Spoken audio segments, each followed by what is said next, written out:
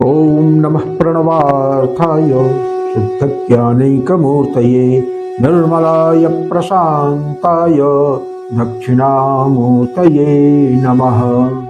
चिद्घनायमशेषाय वटमूलनिवासिने सच्चिदानन्दरूपाय दक्षिणामूर्तये नमः। ईश्वरो गुरुरात्मेति मूर्तिभेदविभागिने व्योमवद्व्याप्तदेहाय दक्षिणामूर्तये नमः। विघ्नेश्वराय वरदाय सुरप्रियाय लंबोदराय सकलाय जगद्धिताय नागाननाय श्रुतियज्ञ विभूषिताय गौरीसुताय गणनाथ नमो नमस्ते। विघ्नार्तिनाशनपराय गणेश्वराय सर्वेश्वराय सुखदाय सुरप्रियाय विद्याददाय विकटाय च वामनाय भक्तप्रसन्नवरदाय नमो नमः। ओम श्री गुरवे शिवाय नमः। ओम श्री परदेवतायै नमः। So friends, Vande Mataram.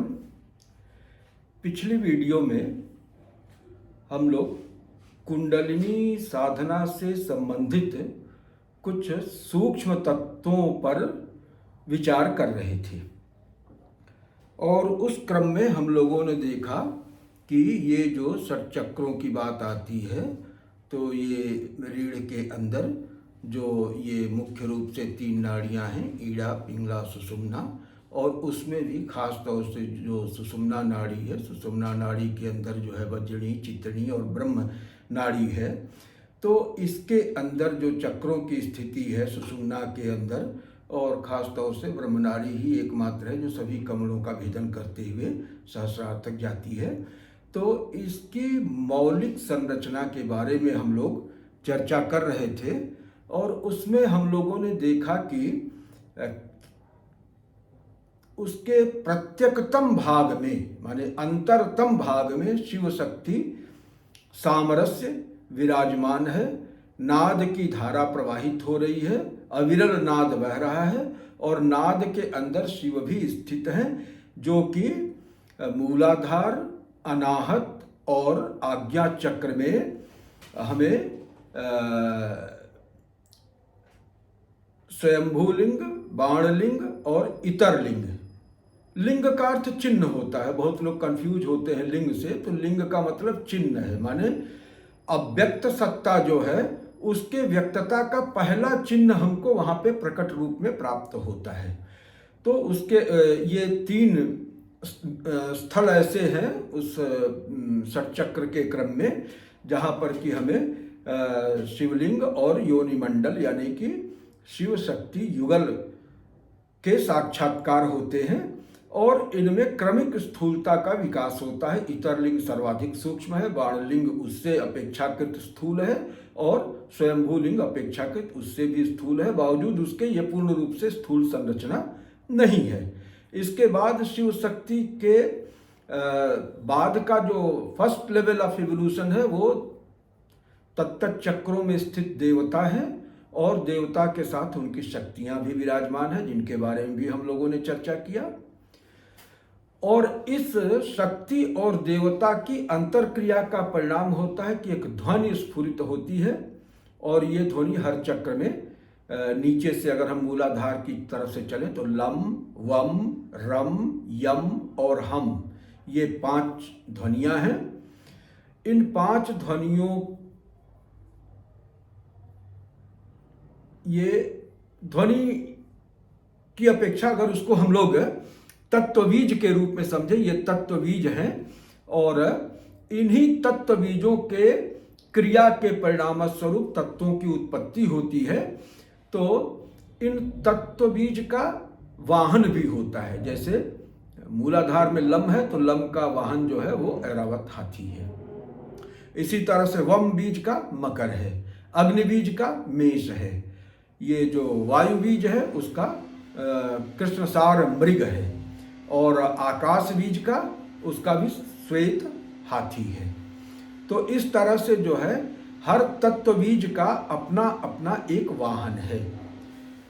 तो ये जो वाहन है तत्व बीज का नहीं, ये बताता है कि उस तत्व के उच्चारण से किस प्रकार की गति, कौन सी वेवलेंथ, कौन सी फ्रीक्वेंसी क्रिएट होती है। ये वाहन के स्वरूप से और उसकी गति से जो है वो मेल खाते हुए रहता है। इसलिए इन तत्व बीज का ये वाहन फिक्स किया गया है, ताकि उनकी गति को देख करके आदमी उस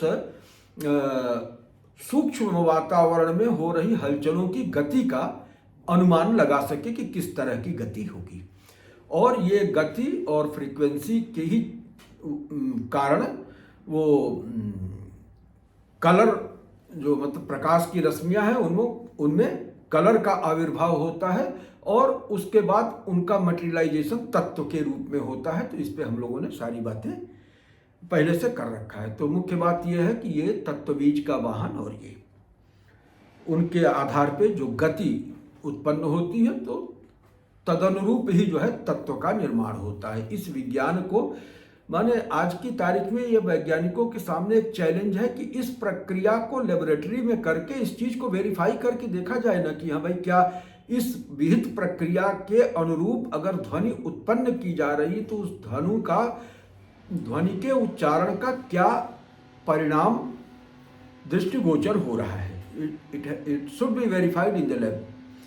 तो एक तो ये चीज हम लोगों ने किया। उसके बाद फिर ये मालूम हुआ कि इन तत्व बीजों में जब गति आती है, वायु के साथ इनकी अंतरक्रिया होती है और वातावरण के परमाणुओं के साथ जब इनकी अंतरक्रिया होती है तो वो कमल दल बनते हैं और हर कमल दल में अपनी ध्वनि होती है। इस सब पे हम लोगों ने विस्तार से चर्चा कर लिया है। इस क्रम में सबसे इम्पॉर्टेंट बात क्या थी, हम लोगों ने ध्वनि, भाव और क्रिया के बारे में चर्चा किया कि ध्वनि, भाव और क्रिया इन तीनों में अविनाभाव संबंध है। जिस तरह की ध्वनि उत्पन्न होगी उसी के अनुरूप जो है वातावरण में क्रिया होगी, परमाणुओं में उसी तरह का जो है समायोजन पैदा होगा, उसी तरह की गति होगी, उसी तरह की क्रिया होगी और उस गति और क्रिया के परिणाम स्वरूप अलग तरह के तत्वों का, मंडल का, देवताओं का वो उनकी सृष्टि होती है।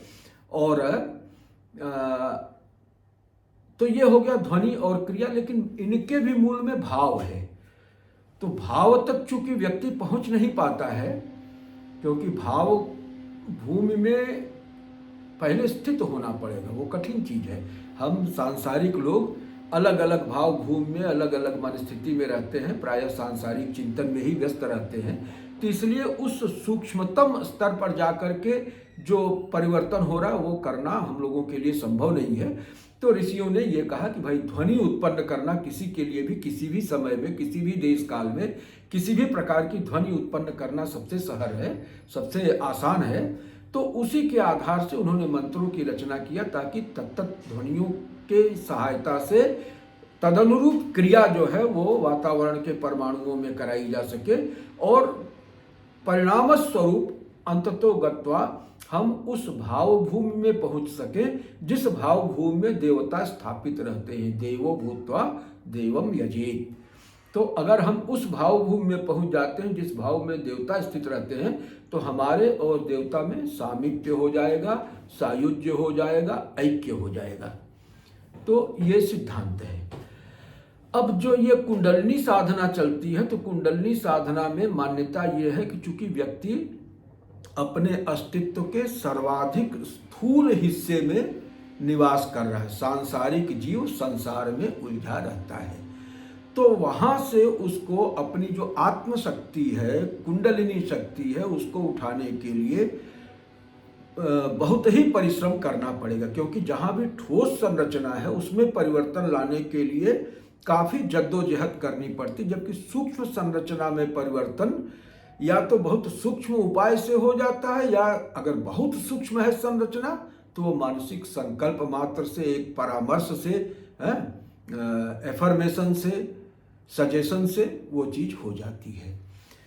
तो इसलिए जो हमारा ये विधान है हठ योग के माध्यम से कुंडलिनी के जागरण का, उसमें बहुत उग्र शारीरिक क्रिया की जरूरत पड़ती है, बहुत सारे उसमें आसन प्राणायाम का विधान है, और ये सर्वथा निरुपद्रव भी नहीं है। खास तौर से अगर शिष्य जो है वो उतने संयम का पालन नहीं कर सकता या गुरु उतना निष्णात नहीं है, तो उस सूरत में यह प्रणाली निरुपद्रव नहीं है।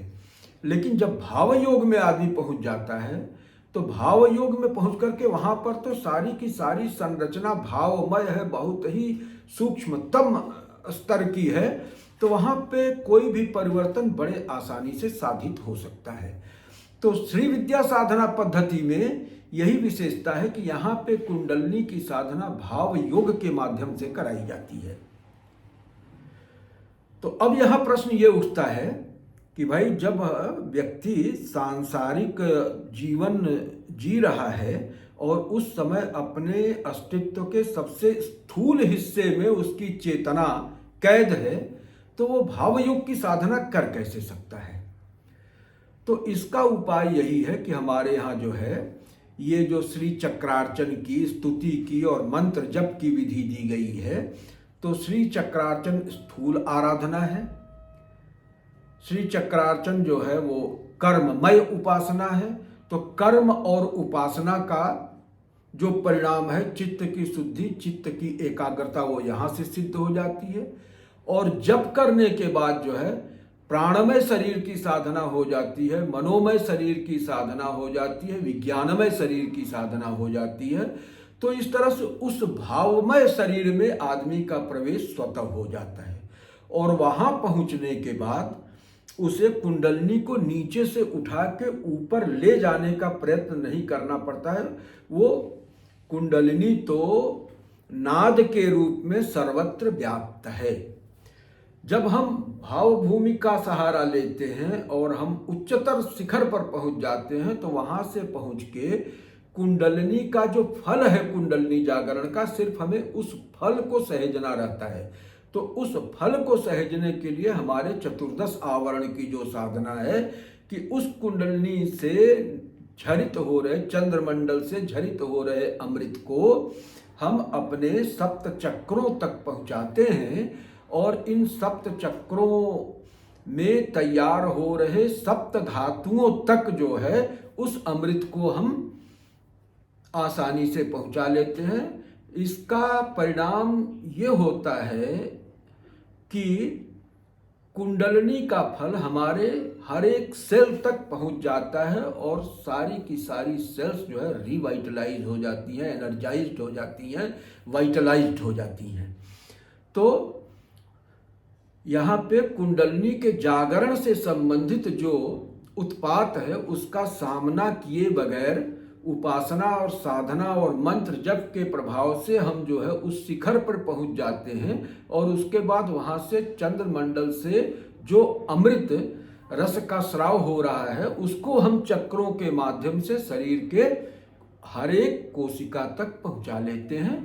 तो कुंडलिनी जागरण का हमको संपूर्ण फल इससे प्राप्त हो जाता है।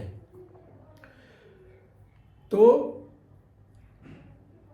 अब हम इससे बच गए। जो हठ योग में कुंडलिनी जागरण की प्रक्रिया में जो शारीरिक तप करना पड़ता है, जो कष्ट उठाना पड़ता है, जो कठोर नियम संयम का पालन करना पड़ता है, सुयोग्य गुरु का उपलब्ध होना आवश्यक होता है, और इस सब के बावजूद भी इस बात की गारंटी नहीं है कि कोई चूक नहीं होगी, कोई उपद्रव या उत्पात नहीं उपस्थित होगा।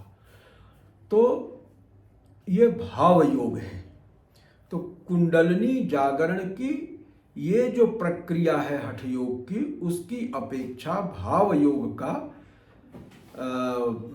लाभ प्राप्त करना बहुत ही आसान है, निरुपद्रव है, उसमें किसी तरह के उत्पात की कोई आशंका नहीं रहती है।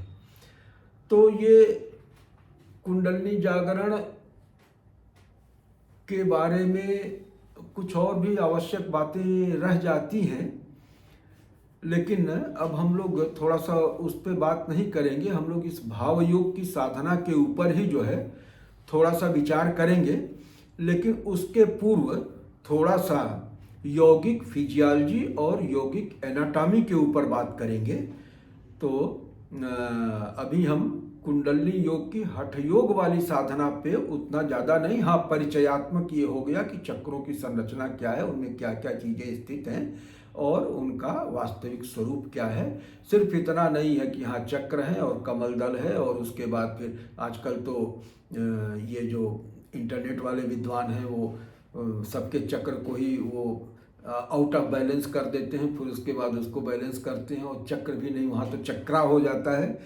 तो ये सब चीज़ें उत्पात का कारण है और इसके बारे में आदमी ना ही सोचे तो श्रेयस्कर है। तो अभी हम लोग इस वीडियो को यहीं पे रोकते हैं और अगली चर्चा में थोड़ा सा यौगिक फिजियोलॉजी और यौगिक एनाटॉमी के बारे में बात करेंगे और एक आध और महत्वपूर्ण सूत्र हैं उन पर भी बात किया जाएगा। तो अभी मैं अपनी वाणी को यहीं पे विराम देता हूँ इन्हीं शब्दों के साथ। ओम पूर्णमदः पूर्णमिदं पूर्णात् पूर्णमुदच्यते पूर्णस्य पूर्णमादाय पूर्णमेवावशिष्यते। ओम शांति शांति शांति।